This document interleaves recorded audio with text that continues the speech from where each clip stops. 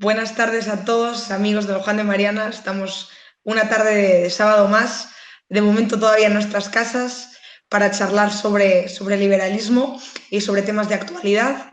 Y para ello, hoy tenemos a Olaf Dirmat.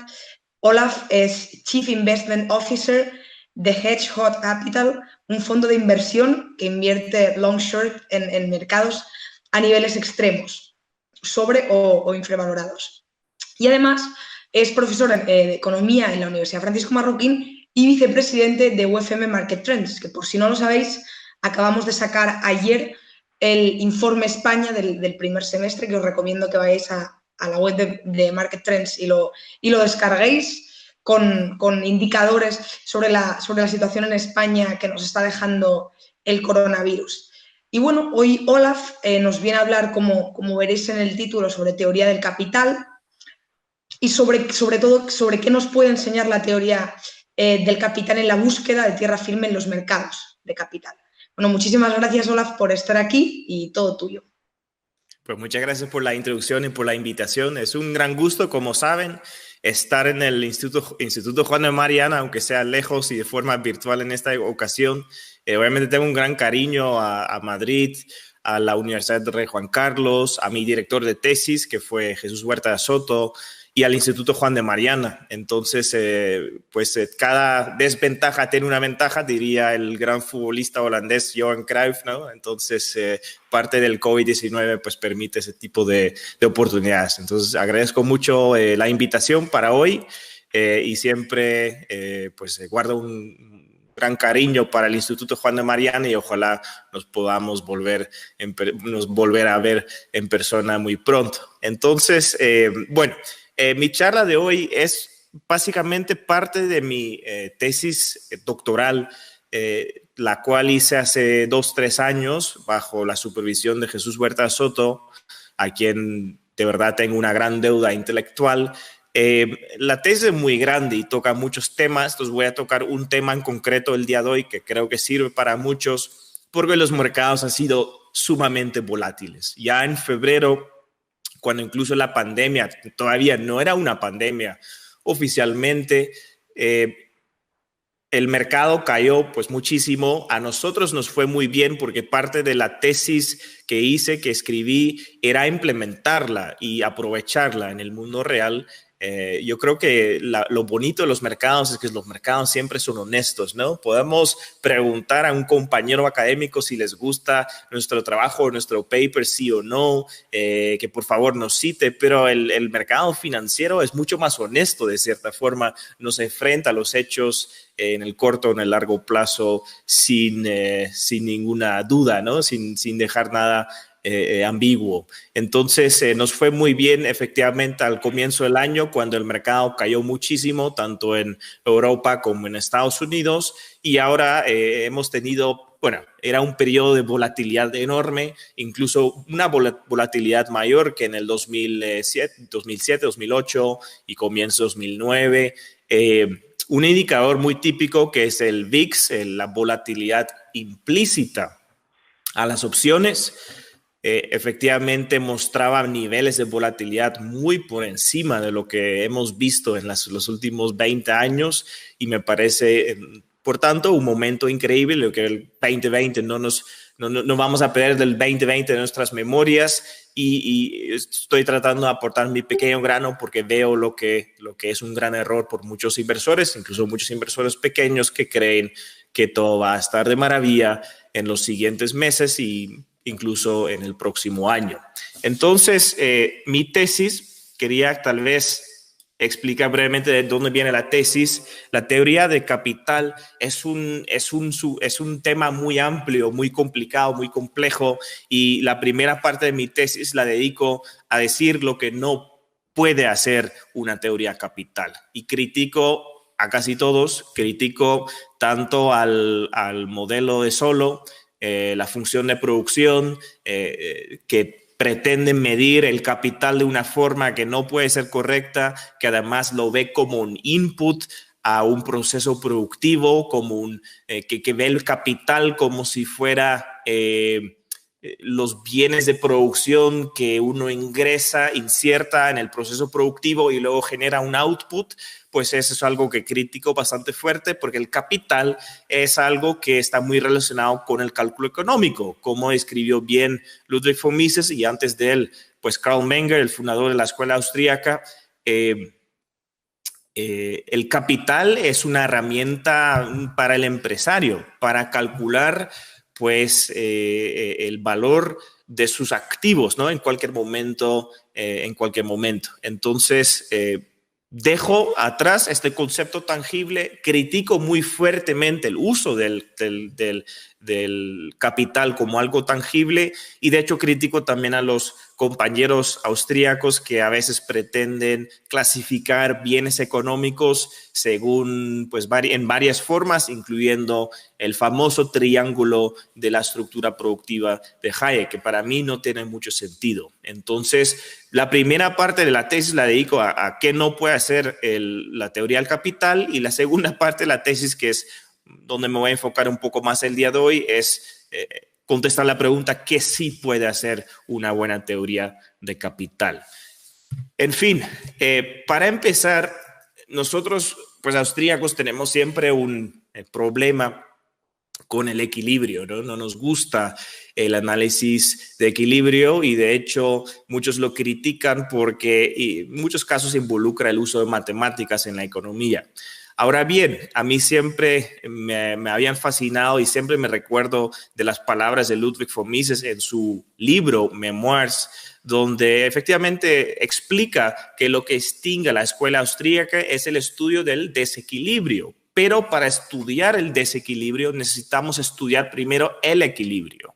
Para contrastar, digamos, los dos estados, tenemos que saber qué es el equilibrio y por qué existe, y a partir de ahí podemos aplicarlo al mundo real y ver por qué o cómo puede acercar al equilibrio, o cómo puede desviar del equilibrio. Entonces, gran parte de mi tesis es buscar, pues, equilibrios, buscar puntos donde puede haber una regresión a la media, puntos que nos permite algo de análisis, puntos fijos o anclajes que realmente a los cuales nos podemos aferrar, y podemos tal vez dejar distraernos por otras cosas.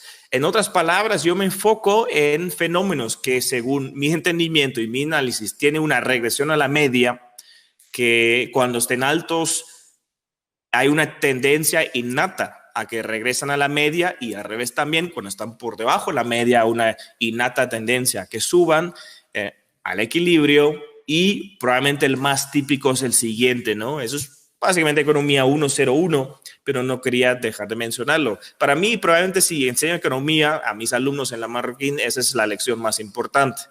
Aquí podemos imaginar que en una industria, digamos, incluso las mascarillas, ¿no? Las mascarillas tienen una relativa abundancia en el momento actual en Guatemala, pero las mascarillas antes costaban bastante más al comienzo de la pandemia. Entonces, los retornos son muy altos, pero lo bonito del capitalismo es que las ganancias no son el único fenómeno del capitalismo. Las ganancias altas no son permanentes. De hecho, el capitalismo nos provee un mecanismo que baja los retornos, que baja la rentabilidad de los activos, y entonces retornos altos invitan más inversión y más competencia, y por tanto bajan los retornos automáticamente. Es decir, hay una regresión a la media. En general, la media aquí es el costo de capital, ¿no? Si el costo de capital es, digamos, 2-3%, los retornos altos, que están bien por encima de esos 2-3%,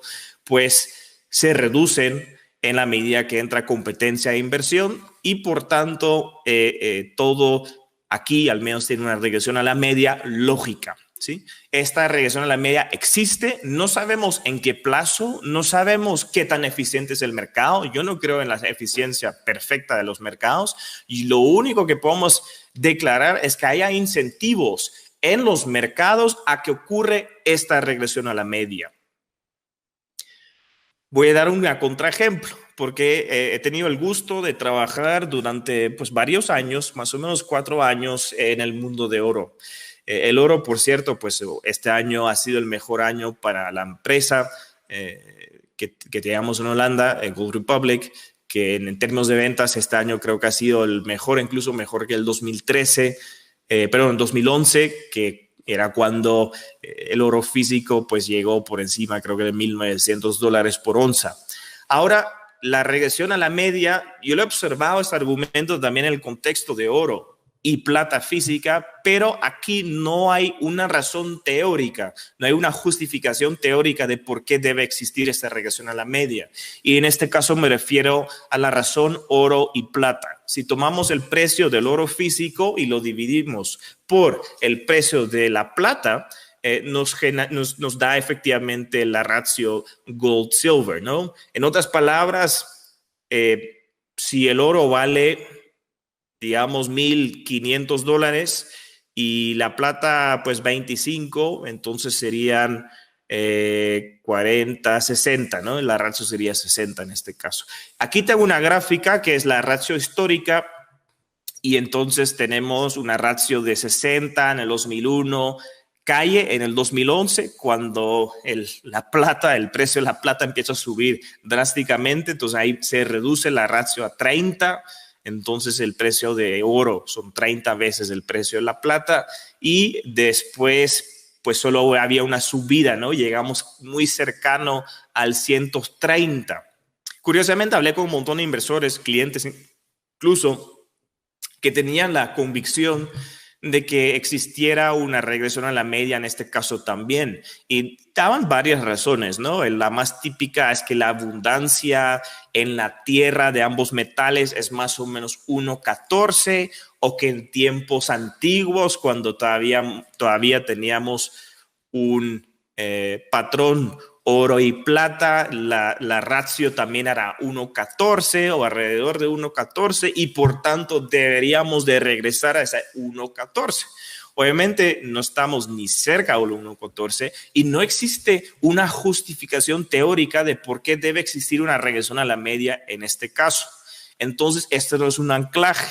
Es un falso anclaje, es una ilusión. No podemos tomar decisiones buenas de inversión a base de este mecanismo, a base de este equilibrio, por decirlo así.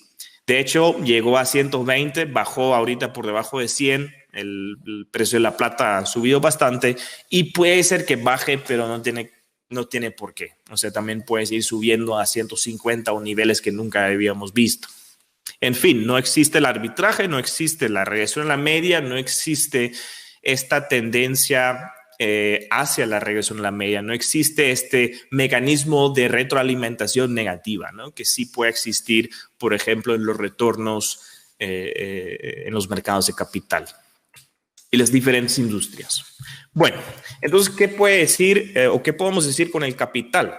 Pues primero, muy brevemente, el capital, siguiendo un poco el hilo de Carl Menger, el fundador de la escuela austríaca, que fuertemente criticó a la teoría de capital de von Bauer, diciendo que era que estaba a punto de cometer el error más grave de la historia. En esas palabras, según Schumpeter, al menos lo puso Menger. Entonces fue un tema muy controversial entre Menger y von Bauer.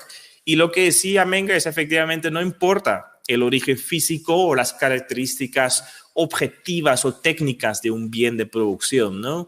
Entonces, por ejemplo, Hayek clasifica los bienes de producción según la cercanía al consumo. Entonces, se termina clasificando la minería como una etapa pues lejana del consumo y así hace su estructura productiva. Sin embargo, lo que diría Menger aquí es que no importa tanto cuál es el origen físico del bien del bien de capital. Otro error común es decir que los bienes de capital siempre son combinaciones de trabajo y factores originales como la tierra. Pero ahí también estamos tomando en cuenta el origen físico del bien de producción. En otras palabras, un árbol de manzanas que crece ahí naturalmente no sería un bien de capital, y un árbol de manzanas que alguien con su trabajo y labor pues planta y empieza a crecer y empieza a dar fruto, sí es un bien de capital. O sea, eso no es sostenible, no es justificable en ninguna forma. Entonces lo que dice Menger es, bueno, el capital realmente es más un concepto financiero. Estoy aquí parafraseando a Menger porque los mercados financieros no estaban tan desarrollados en aquel entonces, pero Menger efectivamente decía, el capital es un concepto financiero que existe, que es una apreciación por parte del empresario de lo que tiene disponible, lo que tiene a su disposición. En ese sentido, podemos agarrar la teoría de Carl Menger y el Ludwig von Mises en gran parte y podemos definirlo de la siguiente forma. El capital es simplemente el valor presente de todos los flujos al futuro de un bien de producción, o un conjunto o combinación de bienes de producción, y una combinación de bienes de producción puede ser una empresa, puede ser un mercado, una industria, puede ser hasta un país o puede ser incluso mundialmente, ¿no? Entonces, podríamos incluso pensar un momento en el patrimonio del mundial. Pierde un poco el enfoque del empresario, pero se puede usar en varios respectos. Entonces, en este caso, el capital es simplemente la apreciación financiera de los activos de producción, los activos reales, los bienes de producción, tal como vemos en esta pestaña. ¿Sí? Aquí digo lo mismo, capital, según Menger, sería entonces patrimonio, y el patrimonio sería el valor presente neto de todos los activos que generan ingresos, sean activos intangibles, sean árboles de manzanas, sean, no sé, máquinas, sean lo que sea. Y neto de deuda. O sea, aquí no contemplamos deuda. Capital, obviamente, es un concepto financiero, pues, neto de deuda. ¿Qué tipo cuáles son las dos variables relevantes en este caso? Pues uno, los flujos de caja en los diferentes tiempos, un flujo mañana, pero también un flujo en 2 años o en 3 años o en 4 años, y también el retorno mínimo que como sabemos bien los austríacos es un reflejo del valor tiempo, ¿no? Es un precio que surge para la disponibilidad de fondos hoy versus mañana. Entonces, esa es la tasa de descuento que necesitamos para determinar cuánto vale un bien. Por ejemplo, aquí hemos tenido en Guatemala fuertes discusiones de una posible fiebre en bienes raíces. Entonces, lo que yo estoy diciendo es que efectivamente los flujos de caja, los alquileres de las viviendas son bastante bajos. Y si lo empezamos a descontar con un retorno mínimo, pues efectivamente los apartamentos y las viviendas valen muchísimo menos comparado a los precios que se está cobrando en el mercado actual. En otras palabras, esto es un poco el DAO de valoración y de la teoría capital. A partir de ahí, podemos hacer esto no es nuevo, o sea, esto es simplemente un resumen de lo que probablemente ya sabíamos. Incluso esto se puede encontrar en el genial libro de Jesús Huerta Soto, Dinero, Banca y Ciclos Económicos, creo que se llama, y se encuentra el mismo concepto de valor presente neto, ¿sí? Como capital. Sin embargo, mi aporte aquí es que muchos austríacos no han pensado en aplicar este concepto a diferentes escalas. En otras palabras, podemos pensar en una empresa. ¿Qué es una empresa? Una empresa es un conjunto de bienes de producción, ¿sí? Entonces podemos aplicar el concepto de patrimonio obviamente a las empresas. Una empresa tiene un patrimonio y ese patrimonio está respaldado por los factores de producción que tiene la empresa. Sin embargo, también podemos aplicar el mismo concepto al bien de producción en sí, ¿sí? Podemos imaginar que esta empresa tenga oficinas. Entonces, la oficina en sí también podemos aplicar el concepto de capital a la oficina en sí, porque la oficina en sí es capaz de generar ingresos. Entonces, ¿cuánto vale la oficina? Que es un activo individual específico de la empresa, pues también los futuros ingresos que puede generar pues esta oficina, ¿no?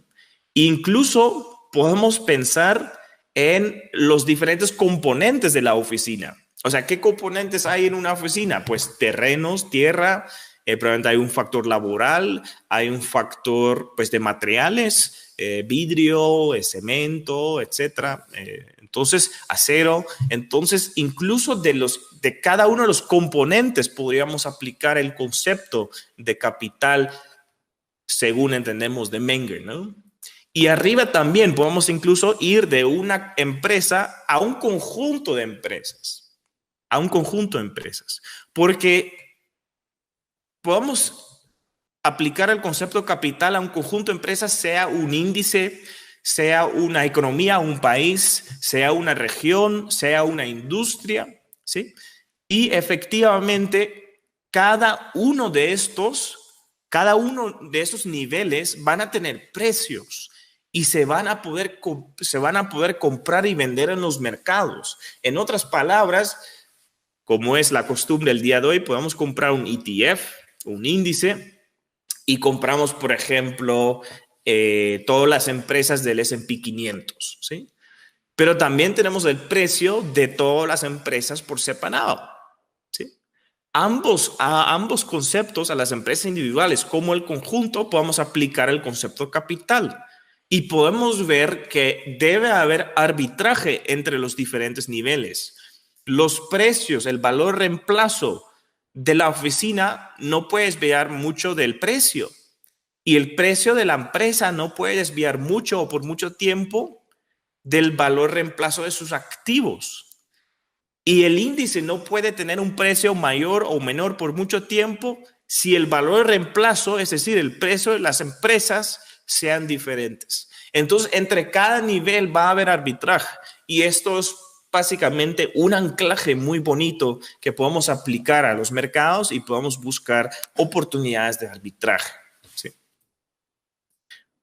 Un ejemplo, entonces volvemos a la regresión a la media y cómo sí se aplica.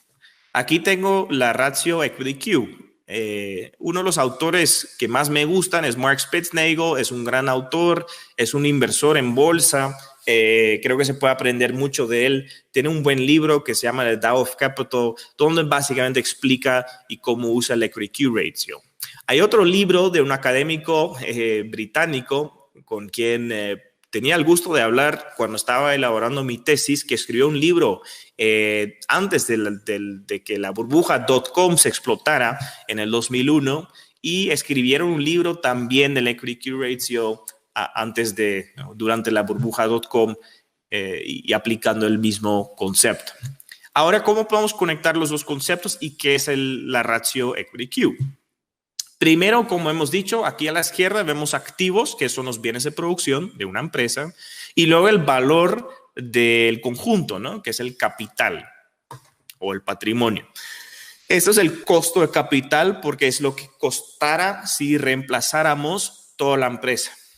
Al otro lado, en rojo, tenemos la capitalización bursátil, que es el precio que los inversores están dispuestos a pagar por el capital, ¿sí? Porque una cosa es tener el capital como parte de la empresa, que es el valor en libros efectivamente de los activos o el valor de reemplazo de los activos, pero al otro lado también podemos comprar esos activos como conjunto en la bolsa de valores, que representa aquí o es representado aquí por la capitalización, ¿sí? Ahora, la diferencia entre ambos, entre el valor reemplazo de los activos y el precio del conjunto en la bolsa de valores, es la ratio Equity Q. Es decir, voy a dar un ejemplo para explicarlo un poco mejor. Curiosamente, hay una finca de café que está cotizada en bolsa en Costa Rica. Entonces, si queremos meternos en el negocio de café, a mí me encanta un buen café. Guatemala creo que tiene uno de los mejores cafés del mundo, pero en Costa Rica podemos comprar una finca de café cotizada en bolsa. Entonces podemos comprar esa empresa, esa finca, por un precio, ¿no? O sea, tiene un precio en la bolsa y podemos comprar parte o todo, casi toda la empresa a través de la bolsa en Costa Rica. Sin embargo, también podemos considerar una alternativa. Podemos hacer una finca equivalente. Entonces compramos un terreno similar, ponemos las plantas de café, contratamos los trabajadores, ponemos la maquinaria y los demás bienes de producción que fueran necesarios para la producción de café. Tenemos las dos opciones y siempre va a haber arbitraje, porque imagínense que el valor de reemplazo de los activos de una finca equivalente es muy alto. Pues ¿para qué meternos en tanta molestia si podemos comprar en bolsa básicamente lo mismo por un precio menor? Y al revés también, si el precio en la bolsa es muy alto, ¿por qué no compraríamos los activos equivalentes y montamos una finca nosotros mismos y la llevamos a la bolsa si quisiéramos. Entonces siempre va a haber arbitraje entre lo que algunos coloquialmente llaman el mundo financiero o el mercado financiero y el otro el mundo real o el mundo de los activos reales. Y siempre va a haber arbitraje. Entonces aquí conseguimos un equilibrio, una regresión a la media que tiene una justificación teórica pues innegable de por qué debe existir tal arbitraje y nos puede ayudar a tomar decisiones en la bolsa. Y aquí estamos, o así estamos actualmente. Entonces, como sabemos, los mercados han sido muy volátiles.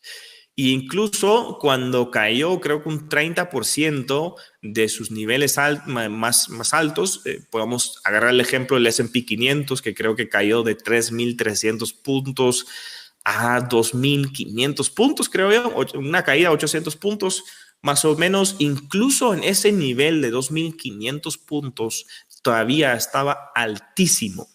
¿Qué pasó en los últimos meses? Pues había una euforia. Hay bastantes datos de un broker que se llama Robinhood, que es, digamos, el broker de los millennials, que realmente no saben qué están haciendo. Es una app con la cual se puede invertir bastante fácil en los mercados financieros.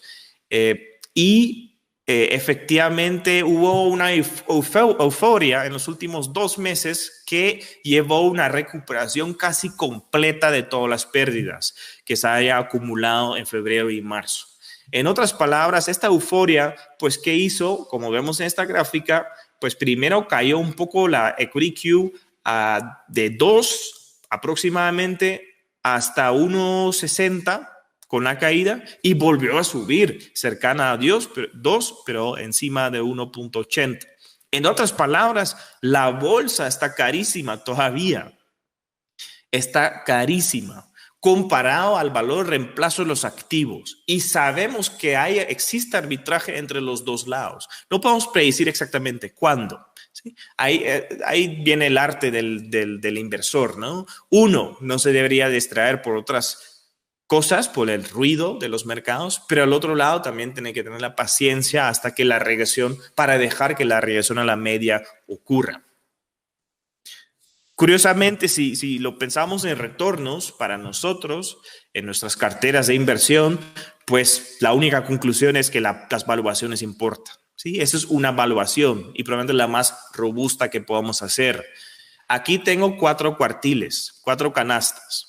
Y tengo la historia de la bolsa americana metida en esas canastas. La primera canasta es cuando el Equity Q ratio está muy bajo.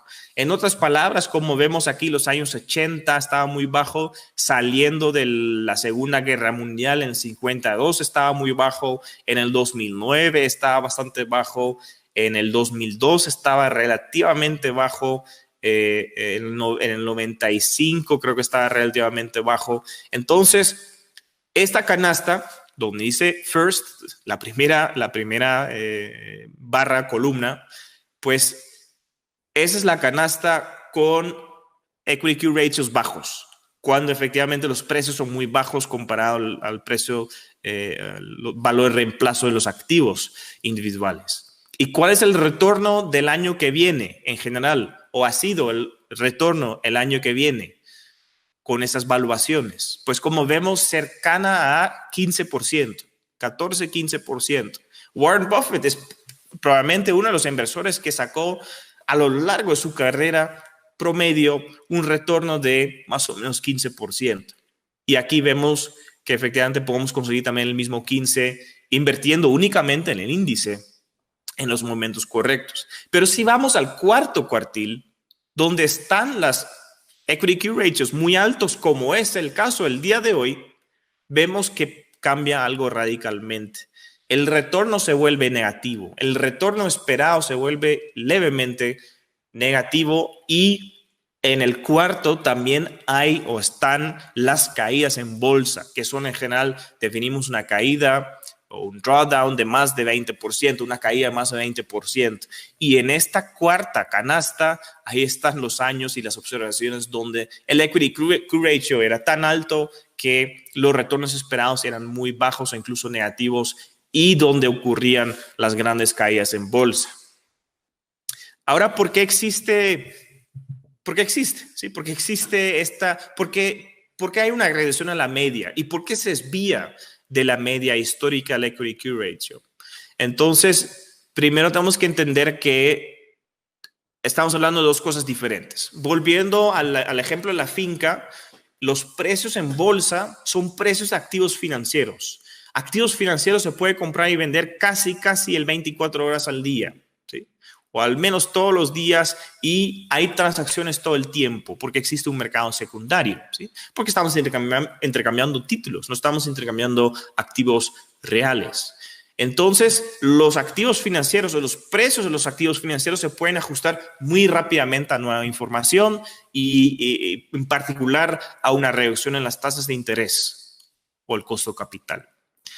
En cambio, si pensamos en la finca y si pensamos en los factores de producción como la tierra, como la maquinaria, etcétera, esos precios se van a ajustar mucho más lentamente porque necesitamos gente que están comprando y vendiendo, pero no se compra y vende todos los días, ¿no?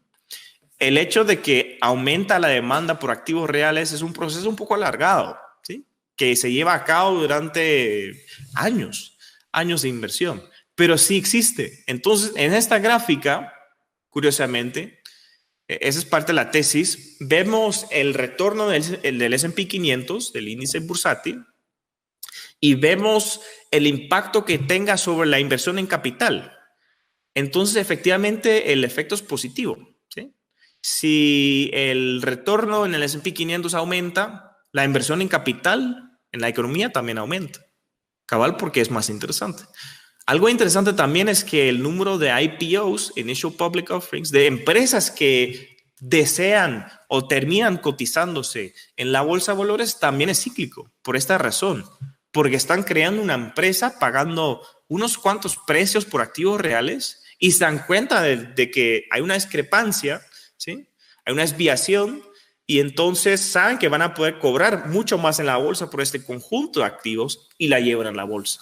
Es arbitraje puro y duro. Y aquí vemos este arbitraje también. Cuando los retornos en bolsa son muy altos, la inversión en capital también aumenta. Obviamente el efecto pues perdura por hasta 4 años, pero el efecto es el más fuerte en los primeros 2. Eso es lo que indica la línea en este caso. Y 2, porque existe el equity Q ratio, por las tasas de interés. Porque recuerdan de una pestaña anterior que el valor del capital o el capital, para calcular, estimar el capital necesitamos 2 variables, los flujos de caja, los ingresos y una tasa de descuento o la tasa de interés. Y como bien muestra en su obra Jesús Huerta de Soto, si la tasa de interés es baja, efectivamente el valor, el capital aumenta, expande. Y al revés también, si suben las tasas de interés, nos volvemos aparentemente más impacientes y por tanto el valor de los ingresos al futuro también se reduce el capital, ¿sí? Entonces, cambian las tasas de interés. No voy a entrar en este detalle hoy, pero es un tema súper interesante, lo hemos debatido mucho en UFM Market Trends, obviamente, y es el tema de descalces de plazo, ¿no? Porque a veces lo que mueve la tasa de interés a largo plazo no son cambios en la oferta de ahorros, no es un cambio en las preferencias temporales de las personas, sino un aumento en el descalce de plazos por parte del sistema bancario, lo cual puede reducir también la tasa de interés a largo plazo. Entonces ahí genera este efecto que es esta ciclidad del equity Q ratio. ¿Cómo estamos ahora o cómo estamos históricamente? Pues como dije, en general pagábamos muy poco en la bolsa en el 21, justo antes de los Roaring Twenties, ¿no? Que era una época fascinante en la historia económica. El 32, donde obviamente fue después la primera caída, los primeros 3 años de la Gran Depresión. El 82, y esos fueron también, como saben, buenos momentos para invertir en la bolsa. ¿Por qué? Porque compramos activos a un gran descuento. En el 2001, que fue el extremo al otro lado, tuvimos una sobrevaluación tremenda de 141%. Entonces estábamos pagando muchísimo más en la bolsa que lo que valían los activos por separado.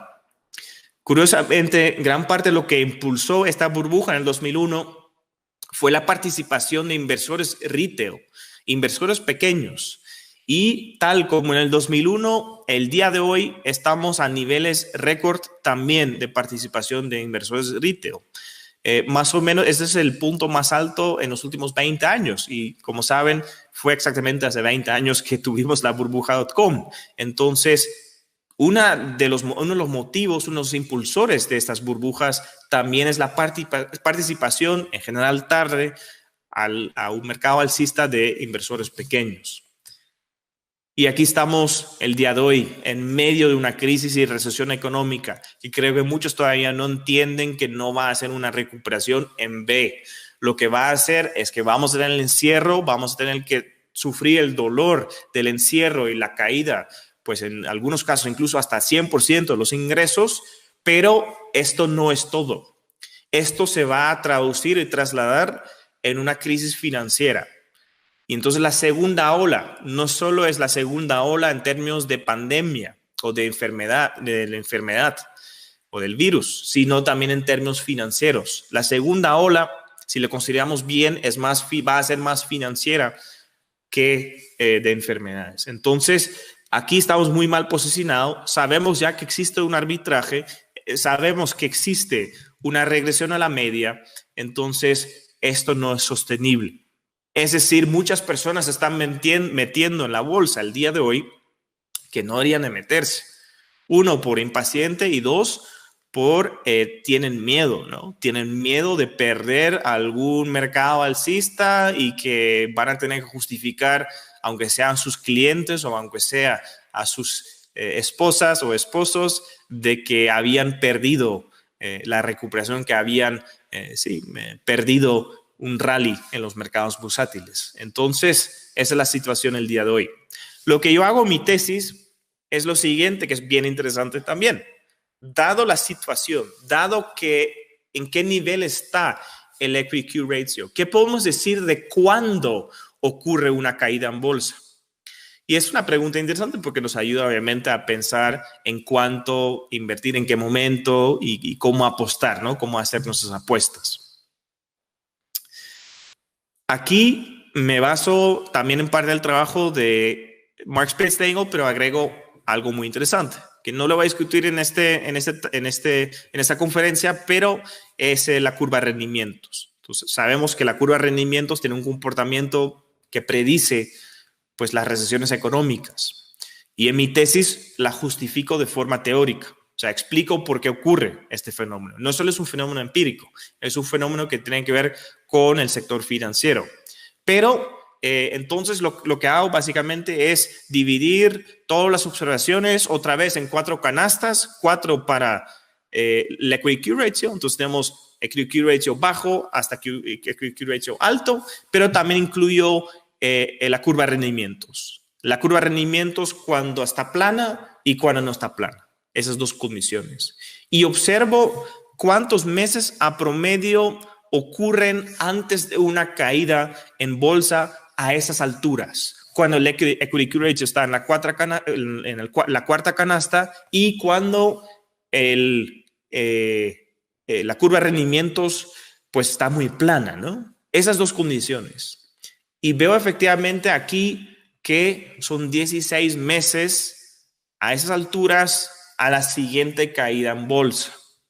Entonces, esto nos ayuda mucho en reducir e identificar cuándo haya riesgo. Mi idea, o al menos en la idea de Hedgehog Capital, que nos fue muy bien al comienzo del año, es comprar seguros, comprar opciones put.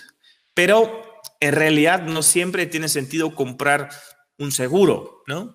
Por ejemplo, no tiene sentido comprar un seguro de incendio cuando tu casa ya está en llamas, ¿no? Igual, a veces la probabilidad de que ocurra un incendio es tan bajo que probablemente no vale la pena sacar un seguro.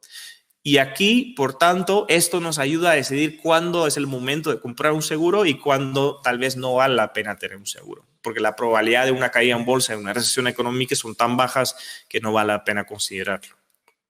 Y cabal por esto, pues en BBC hace año y medio, pues preguntaron por ese tema, porque la curva de rendimiento se dio vuelta, el spread era bajísimo, obviamente la curva se invirtió en un momento dado y me entrevistaron y básicamente dije, bueno, si miramos a base de mi tesis, a base de los cálculos que yo hice, a promedio estamos en recesión dentro de 12 a 18 meses. Pues como saben, coincidió milagrosamente con lo que pasó y obviamente todo comenzó con la caída en bolsa que también ocurrió en febrero y en muchos países vamos a tener la primera recesión económica en mucho tiempo. En España, pues no tanto. En España sufrimos la recesión del 2008, pero en Guatemala la última recesión creo que fue en los años 80. Entonces, incluso en el 2008 hubo crecimiento positivo. Es un golpe económico fuertísimo que va a sufrir muchísimos países en el mundo y con la curva de rendimientos y con el equity ratio se podía preparar, aunque el gatillo ha sido la pandemia, no es la causa de lo que está ocurriendo y por tanto tenemos que tomar decisiones a base no a base de la pandemia, porque es un factor más, sino a base de lo fundamental. Eso es lo que estoy diciendo. Ok, en otras palabras, uno de los anclajes en los mercados volátiles que podemos seguir es el equity ratio, que nos permite ver que ahora no es el momento de entrar a bolsa, ¿sí? Es más bien hacer exactamente lo contrario. Ahora, podemos aplicar el mismo principio a otros mercados, los bienes raíces, por ejemplo. Entonces, parte de la tesis es aplicar el mismo concepto a diferentes mercados, diferentes activos. Los bienes raíces también tienen un arbitraje. Porque ustedes pueden hacer dos cosas. Bueno, ahora hay una serie, ¿no?, que se llama Grand Design en Netflix, una serie británica donde la gente construye su casa de sueños. Pues fíjese lo siguiente, ustedes pueden comprar perfectamente una casa en el mercado secundario de un desarrollador o de una persona que está vendiendo su casa. Es el mercado secundario, tiene un precio ahí. Pero también pueden comprar un terreno y construir su propia casa. Entonces, ahí también existe el mismo arbitraje entre el valor de reemplazo de activos y los precios de mercado. Entonces, también podemos pensar no en un equity Q ratio, sino en un housing Q ratio o incluso un real estate Q ratio, ¿no? Y aquí es la misma división, precio de mercado dividido por valor de reemplazo. Y hice una prueba en la tesis donde agarro literalmente 14 países en el mundo con datos históricos increíbles. Han hecho un gran esfuerzo para conseguir los datos de los precios de los bienes raíces en los diferentes países a lo largo del tiempo. Y he puesto a prueba esta misma Housing Q. ¿Cuál es el resultado? Pues efectivamente que si estás en el cuarto cuartil, cuando los precios están muy elevados comparado al valor de reemplazo, los retornos son pésimos, son más bajos a promedio con muchísima probabilidad a retornos negativos. Y es lo mismo porque existe arbitraje.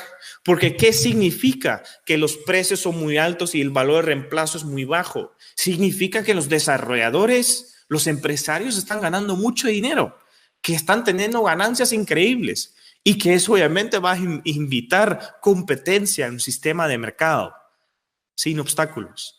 Y cuando eso ocurre, obviamente va a existir arbitraje, va a haber más oferta, lo cual reduce los precios y por tanto las ganancias. En otras palabras, el Housing Q tiene el mismo mecanismo que el Equity Q, solo aplicado a las bienes raíces. Y podemos analizar cualquier mercado de bienes raíces en este contexto también y va a predecir de una forma bastante buena o va a indicar cuál es el retorno esperado. Claro, puede fallar, o sea, puede ser que está muy alto y el año que viene o el año después, pues siguen subiendo los precios. Sí, eso se llama una burbuja, una fiebre. Porque a veces incluso, como dijo Keynes, ¿no? Siempre el mundo puede ser más tiempo irracional que se te alcanza con el bolsillo, con el monedero. Entonces aquí es lo mismo, efectivamente. Puede ser que el año después sube el precio a pesar de que las valuaciones eran muy altas. Pero tenemos que tener en cuenta el largo plazo. Y aunque el año después siguen subiendo los precios, en algún momento van a caer. En el 98 ya había una burbuja.com en el mundo. No se explotó hasta el 2001, ¿sí? Entonces puede tardar, sí, pero siempre va a haber una regresión a la media y podemos pensar en una estrategia de inversión alrededor de esta regresión a la media. Eso es básicamente lo mismo, lo voy a pasar, son los datos. Otro ejemplo, el tipo de cambio, ¿no? Entonces podemos imaginar el sistema bancario igualito, el sistema bancario total que incluye el Banco Central y los bancos pues, privados de un país, de una moneda, de una zona de moneda. Y podemos imaginar que ahí también hay arbitraje. Porque piensa en un momento que es un tipo de cambio. Un tipo de cambio es un precio en el mercado secundario de algo, de un valor subyacente, un valor fundamental. Y ese valor fundamental es el activo que respalda la moneda tanto en el balance de los bancos como en los balances de los bancos centrales. Y a veces hay muchos matices. A veces el Banco Central es más grande, a veces más pequeño comparado al sector bancario. A veces la banca tiene malísimas activas, a veces solo es el Banco Central que tiene malos activos. Pero todo esto va a afectar al momento, en su momento, en el tipo de cambio, en el precio de mercado de las monedas. Lo voy a dejar ahí, no voy a entrar aquí, pero básicamente agarré los balances de los bancos centrales latinoamericanos, los tipos de cambios de los países latinoamericanos y logré concluir que efectivamente existe un arbitraje entre los dos. Trato de explicar antes un poco más de por qué existe ese arbitraje, no lo voy a dejar ahorita, pero no lo voy a explicar ahorita, pero puede ser algo interesante que nos puede interesar a los que están viendo, ¿no? Luego, por último, entonces, los anclajes en los mercados volátiles, pues han sido estos. Es lo que nos puede decir la teoría del capital, que debe haber arbitraje entre las diferentes escalas de capital, entre países, sectores, empresas y activos individuales. Y eso nos puede ayudar muchísimo en el análisis bursátil. Pero tenemos una trampa, y la trampa es la siguiente: el enorme flujo de noticias, datos y reportajes que probablemente jamás ha sido tan alto como el día de hoy. ¿Quién nos está metiendo todos los días a ver cuántos casos han habido del COVID-19 y está leyendo 10, 20 noticias al día? Pues es lo peor, porque como dice Taleb aquí, cuanto más frecuente veamos los datos, más probable que lo que vemos es ruido y no señales, ¿sí? No información verdadera. En otras palabras, aumenta mucho la ratio, baja mucho la ratio señal-ruido. Hay mucho ruido y poca señal, y nos estamos abundando en noticias, análisis y datos, ¿sí? Si vemos, no sé, en Guatemala el tema ahora son las remesas, ¿no?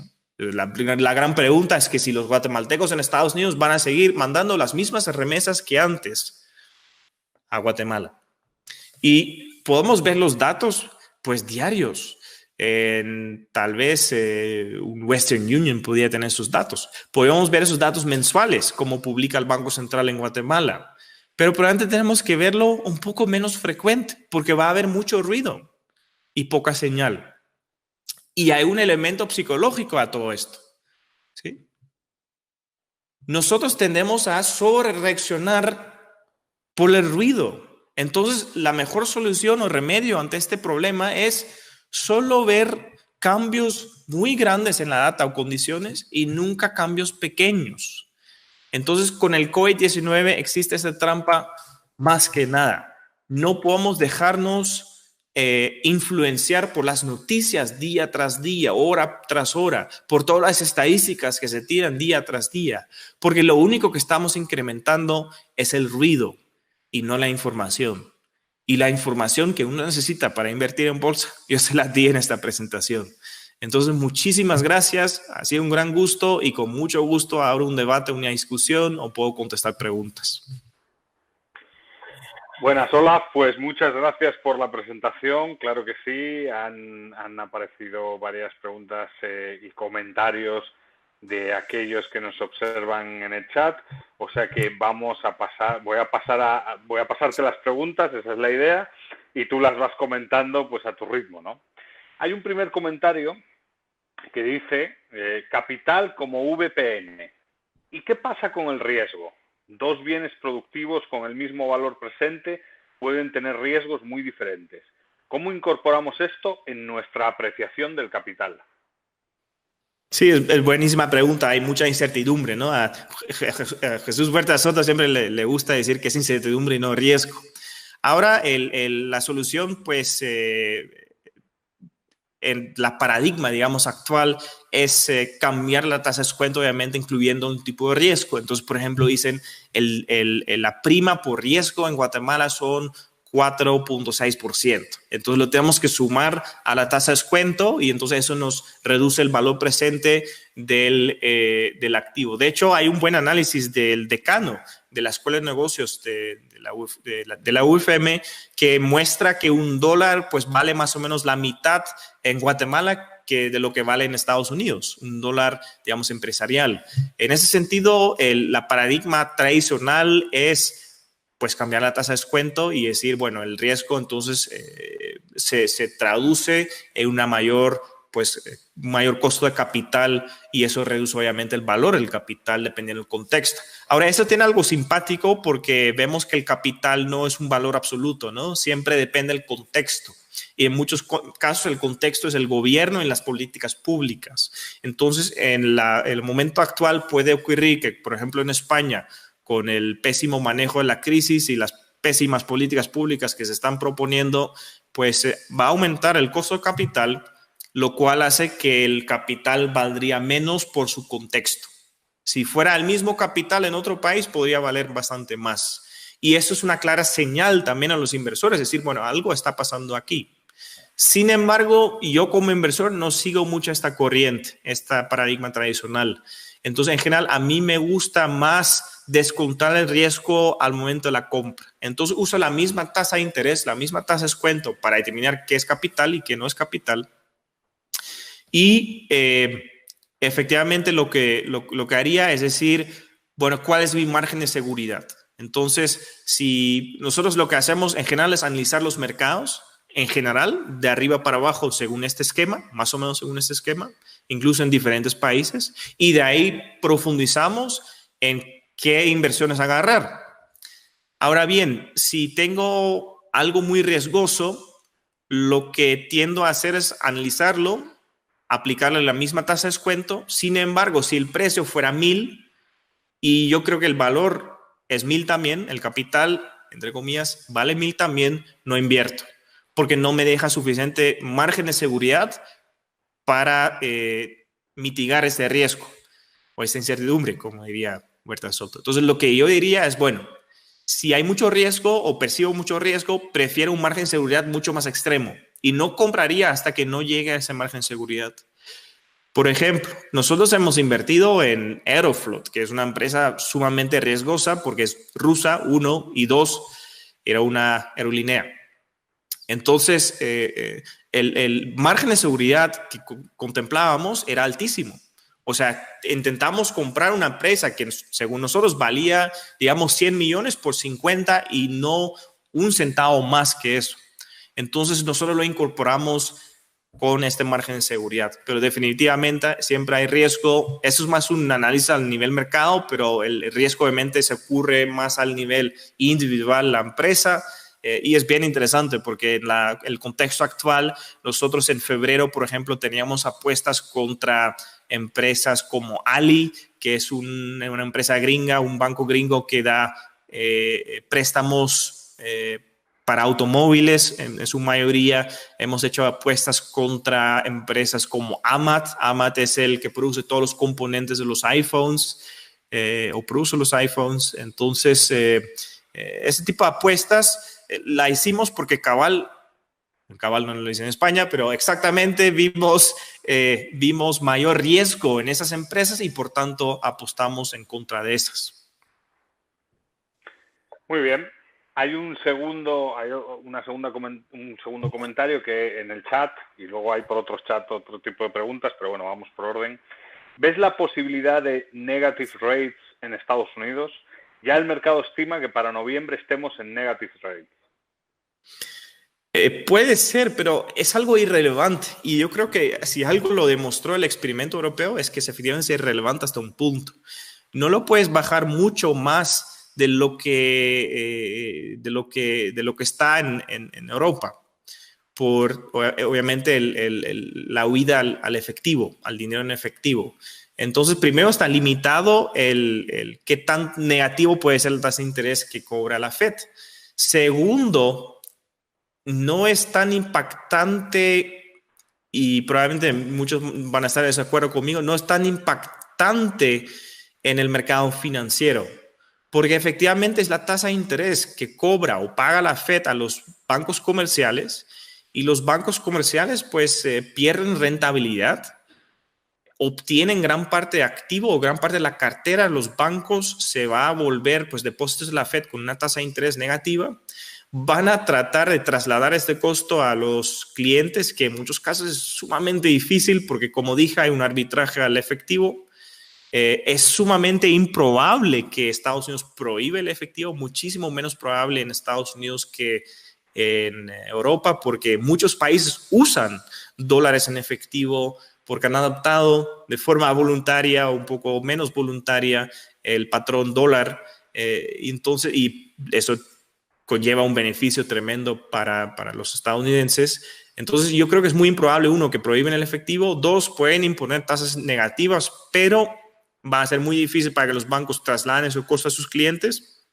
Y tercero, no va a tener mucho más impacto más allá que las personas van a buscar otras vías, ¿no?, donde invertir sus ahorros, y puede llevar a que los agentes tomen más riesgo. Yo creo que se nota muy claramente que cuando la Fed ahorita hace un mes dijo básicamente que iba a comprar deuda corporativa por primera vez en Estados Unidos, y tasas de interés incluso para empresas petroleras que están en graves problemas empezaron a bajar después de subir tremendamente en febrero o marzo. Sin embargo, lo que la Fed no puede hacer, aunque bajen la tasa a una tasa negativa, es resolver la insolvencia de las empresas. O sea, al final observamos un momento qué empresas están quebrando y por qué. Está Hertz, ¿sí?, la compañía de renta de alquileres de automóviles. Pues se quebró. ¿Por qué? Por su carga de deuda y porque cayó un montón los ingresos y porque sí no era sostenible el negocio. ¿Es algo que puede resolver la Fed? Pues no. O sea, lo máximo que puede hacer es zombificar la economía, como lo ha hecho en Japón, rescatar a esas empresas a toda costa, darles crédito y crédito y crédito y crédito, pero incluso una economía zombie, pues en un momento tiene que desapalancarse. Entonces, y en general la cultura gringa no ha sido de evitar el desapalancamiento, de evitar quiebras.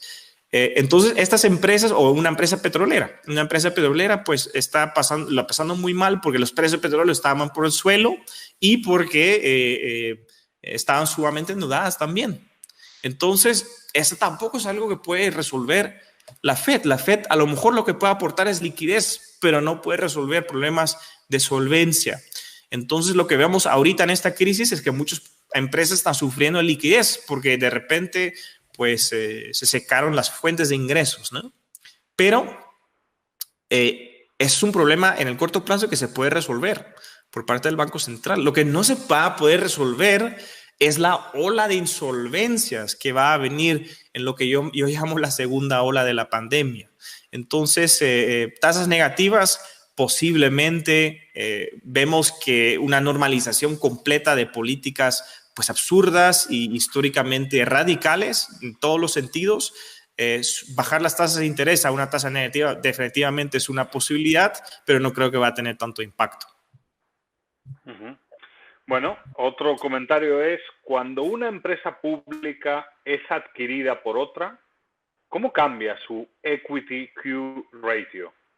¿Se ven cambios considerables o bien se mantienen más o menos constante ese ratio al cambiar de dueño la empresa? Sí, tal vez el origen pues del equity Q ratio es obviamente de un economista que se llama James Tobin, ¿no?, que lo aplicaba a empresas individuales. Yo no creo mucho en el valor del equity Q ratio a nivel individual. Hay muchas diferencias entre las empresas, pero si dos empresas terminan pues combinándose, lo que en general termina pasando es que se genera una cuenta en el balance de la empresa, el comprador, que es la fila de goodwill, ¿no? El goodwill de la empresa es básicamente el valor la diferencia entre lo que pagaron por la empresa y lo que valían los activos. Entonces, eso se registra como goodwill. El equity ratio no contempla el goodwill porque no es un activo tangible. Entonces, en general, se descuenta el goodwill del balance. Entonces, en general, lo que verías, dependiendo un poco cómo el mercado lo valora, pero lo que en general verías es que hay un aumento en los activos, pero el equity ratio no cambia mucho porque no se cuenta este aumento en activos porque lo que está aumentando en realidad es goodwill. Y en general, cuando empresas pues terminan fusándose o cuando una empresa compra una otra, ahora mismo hay una muy grande de una empresa que fue comenzado por un patojo holandés, ¿no? Takeaway o Just Eat, que compró Grubhub en Estados Unidos.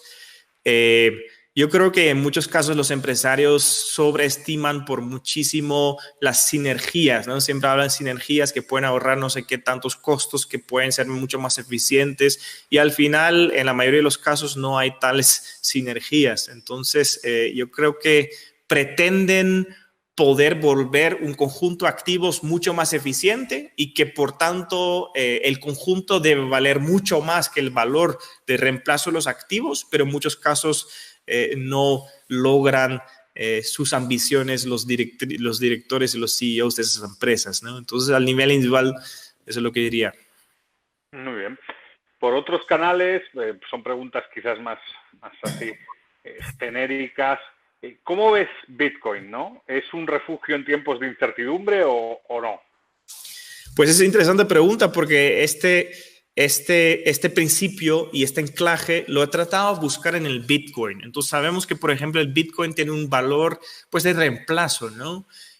Porque tenemos un premio por minar Bitcoins, que obviamente se está reduciendo a lo largo del tiempo, cada vez se vuelve más difícil minar. Tenemos el costo de electricidad, tenemos el costo de los aparatos. Entonces yo creo que ahí puede haber un arbitraje. Sin embargo, no se sostiene por completo porque por el lado de la demanda, y ese es el gran problema, la pregunta es, ¿por qué se está demandando Bitcoins? ¿No? Como medio de intercambio o como inversión especulativa. Y como sabemos, las tasas de interés son dramáticamente bajas. Entonces, más gente está dispuesta a tomar más riesgo y una forma de tomar más riesgo es comprar de forma especulativa un Bitcoin. Entonces yo creo que lo que sostiene la demanda del Bitcoin no es sostenible en el tiempo. Hay un par de casos de uso muy locales que, por ejemplo, hay países con controles de capital, en Venezuela, por ejemplo, donde podían usar el Bitcoin para escapar los controles de capital, pero nadie se va a mantener en Bitcoin. Es una transacción donde se cambia a Bitcoin y luego terminas vendiendo el Bitcoin en otro país por dólares, por ejemplo. Entonces, yo creo que los casos de uso por el momento son bastante limitados. Gran parte de la demanda es especulativa, no es fundamental, nadie lo está usando como medio de intercambio. Yo he trabajado en mis años con el oro físico muy cerca con empresas como BitPay que ofrecen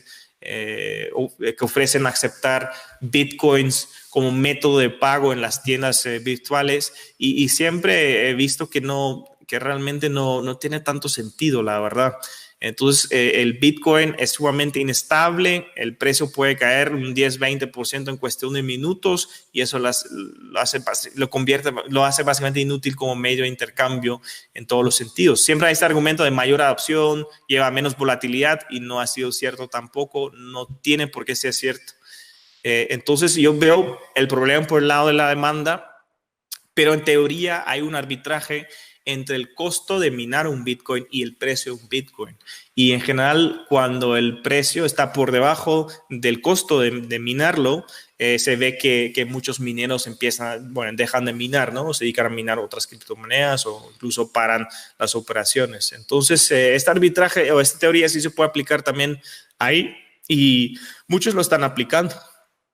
Los grandes mineros de hoy por hoy pues lo están aplicando en su forma plena, pero no estoy tan seguro que si el precio del Bitcoin se va a poder mantener si no mejoran los casos, los use cases, los casos de uso.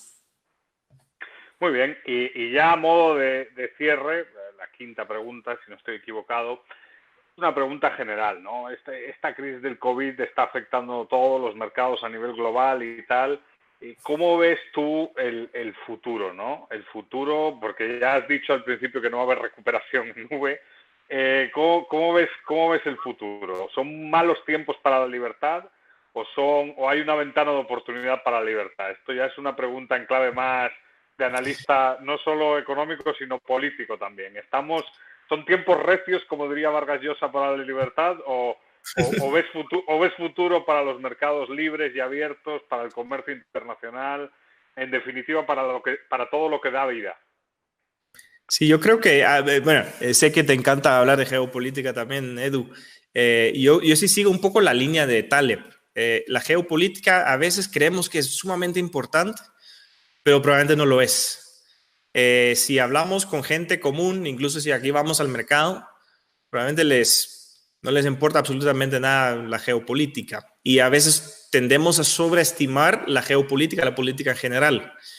Si de verdad observamos los cambios de la administración de Obama a Trump, o sea, ¿qué tanto es el impacto de un presidente?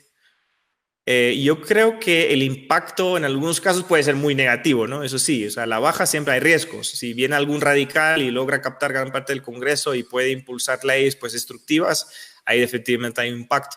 Pero a lo positivo lo veo más como un proceso evolutivo, donde no importa tanto quién está amando, sino que poco a poco nos acercamos a pues situaciones en general un poco mejores, ¿no? En ese sentido soy bastante optimista. Lo que más me preocupa probablemente de todas las políticas es que actualmente también por la pandemia hay una tendencia a centralizar el poder y lo vimos y yo lo veo muy mal.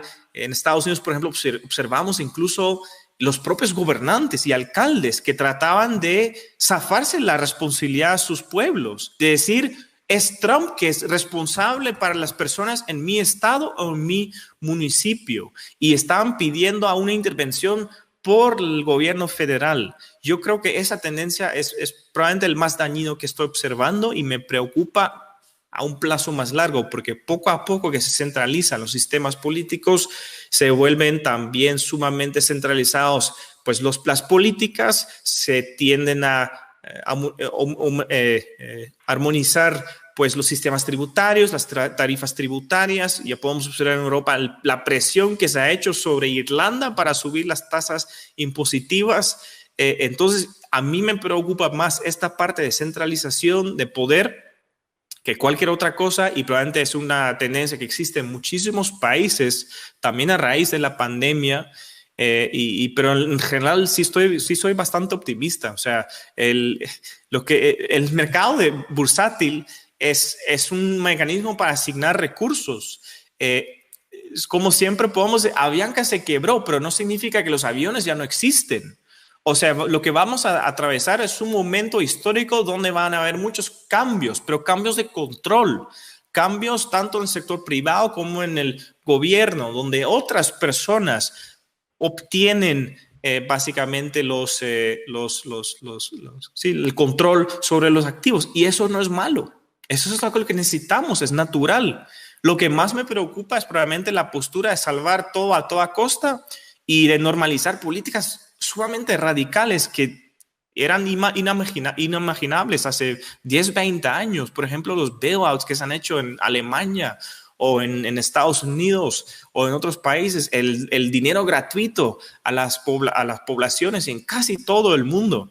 Esas son tendencias que más me preocupan junto a la centralización, pero en general soy optimista.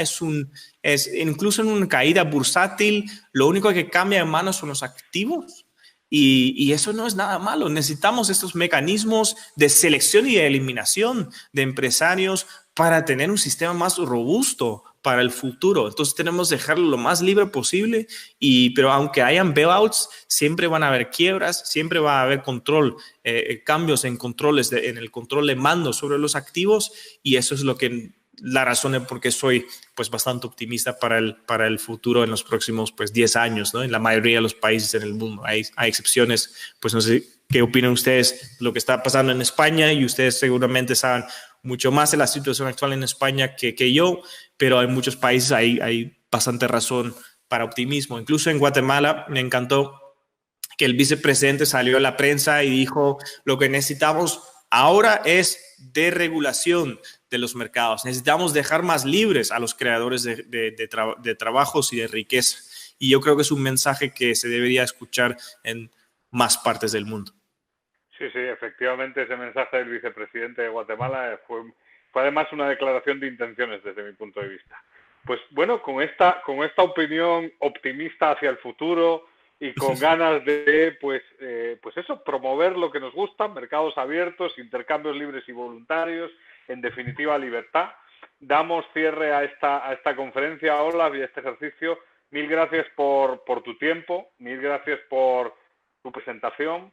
Y honestamente ya sabes que el Instituto Juan de Mariana es tu casa. Entonces, cuando pase esta locura y podamos volver a retomar vuelos entre un lado y otro del Atlántico, porque obviamente nos ve mucha gente del otro lado de esa Iberoamérica que tanto se quiere desde acá, pues nos volveremos a encontrar en persona. Olaf, muchísimas gracias por todo, por el tiempo, por la presentación y por el entusiasmo y la colaboración con el Juan de Mariana. Ha sido un gran gusto y ya sabes, cuando podemos volar de nuevo, y con gusto visito otra vez el Instituto Juan de Mariana.